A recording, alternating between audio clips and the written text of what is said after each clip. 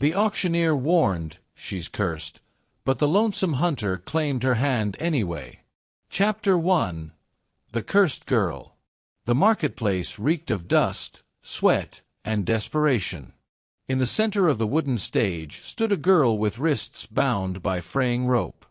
Her dress was torn at the hem, her hair wild and tangled, and her gaze lowered as if she dared not meet the stares of the crowd. The auctioneer's voice carried over the restless murmurs. "Here she is, folks. They say she's cursed, bad luck follows her, storms break where she walks, animals go mad in her presence. Don't say I didn't warn you." The crowd laughed, though uneasily.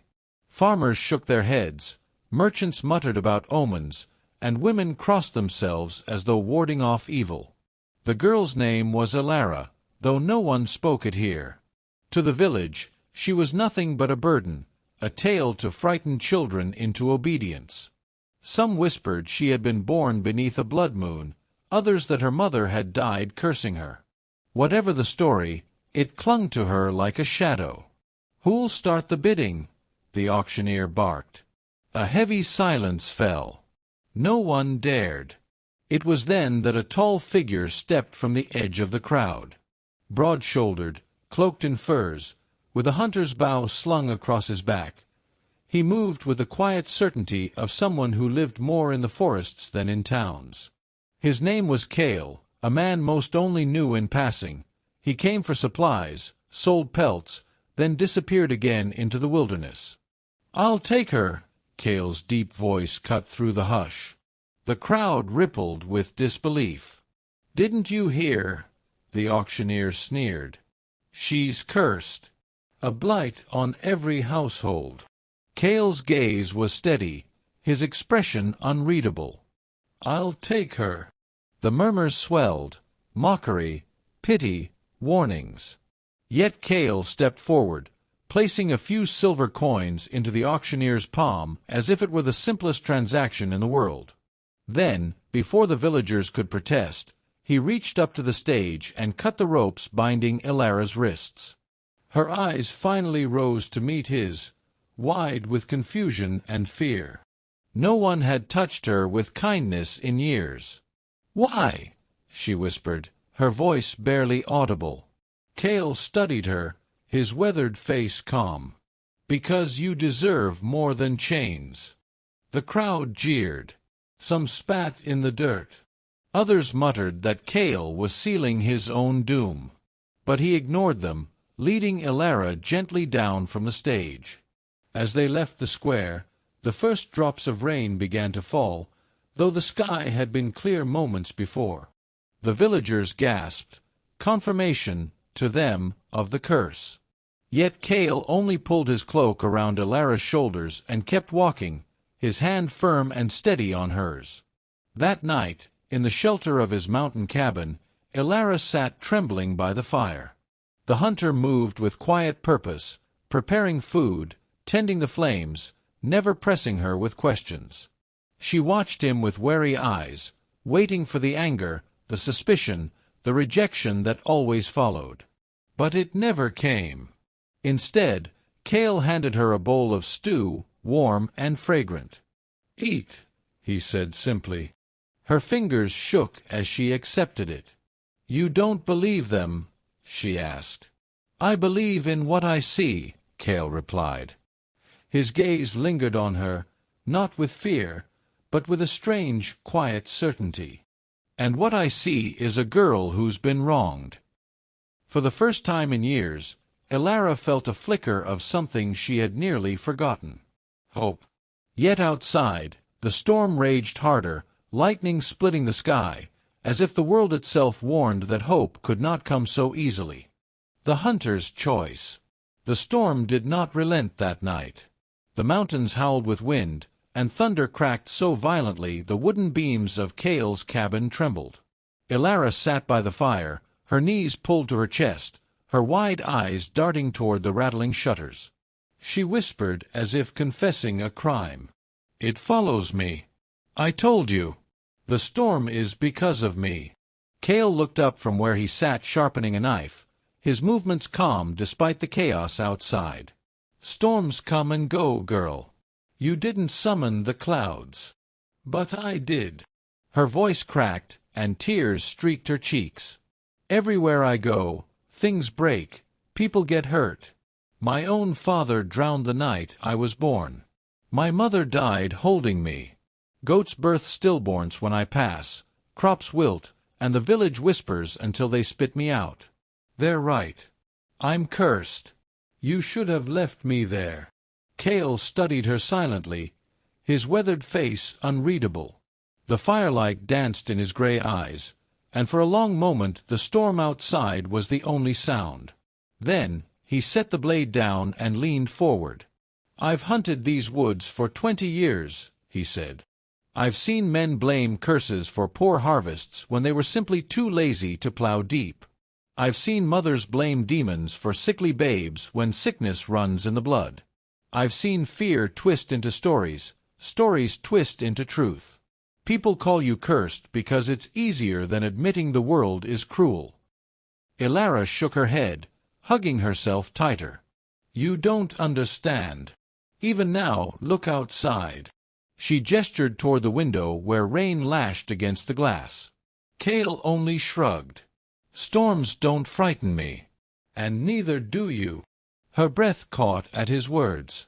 No one had ever said such a thing to her, not her family, not her village, not even a passing stranger.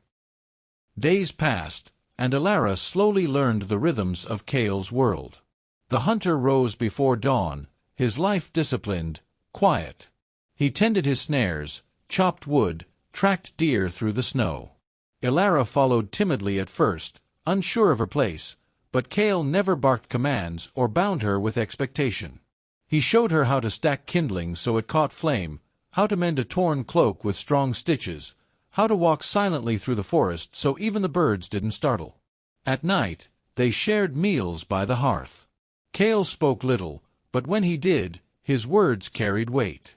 Elara found herself studying him when he wasn't looking, the quiet strength of his hands, the scar running along his jaw, the patience in his eyes. The storms still came. Thunder still roared when she wept, winds whipped harder when she was afraid.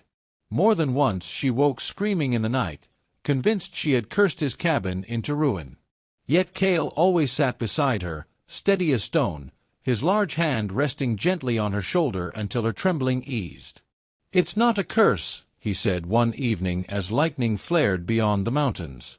"It's power." She blinked at him. "Power. Maybe the sky listens when you cry.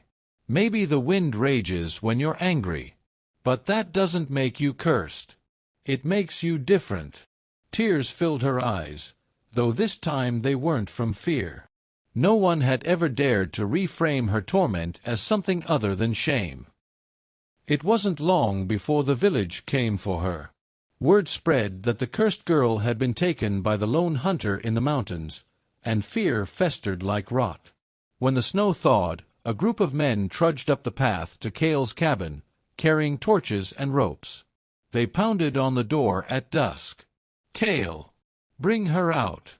She'll bring ruin to us all." Inside, Elara froze. Her hands clutched the table, her breath ragged. "They'll burn me. They've always wanted to. You should give me back. Save yourself."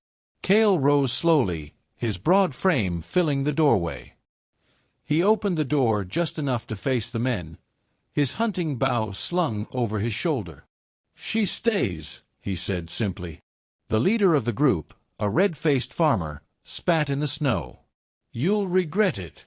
She'll curse your land, your life. When your roof caves and your animals rot, don't come begging us." Kael's gaze hardened. "If you fear her, then leave her to me. She is under my roof, my fire, my hand. You'll not touch her." The men muttered angrily, but the sight of the hunter's unshaken stance, the bowstring taut in his fingers, silenced their courage. One by one, they turned back down the mountain path, their torches flickering in the night. When the door closed, Elara's knees gave out. She crumpled to the floor, sobbing into her hands. "You don't understand," she whispered. "You've tied yourself to death." Kael knelt beside her. His rough hand tilted her chin so she met his steady gaze. "Listen to me. I chose this. I chose you." Her lips parted, trembling. "Why?" His expression softened, almost pained, as if the answer was both simple and impossible.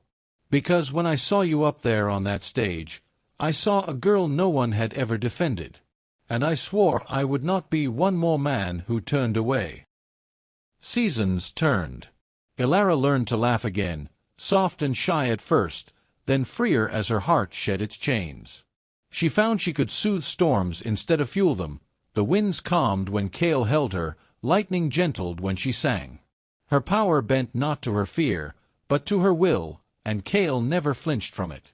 In spring, she planted herbs by the cabin.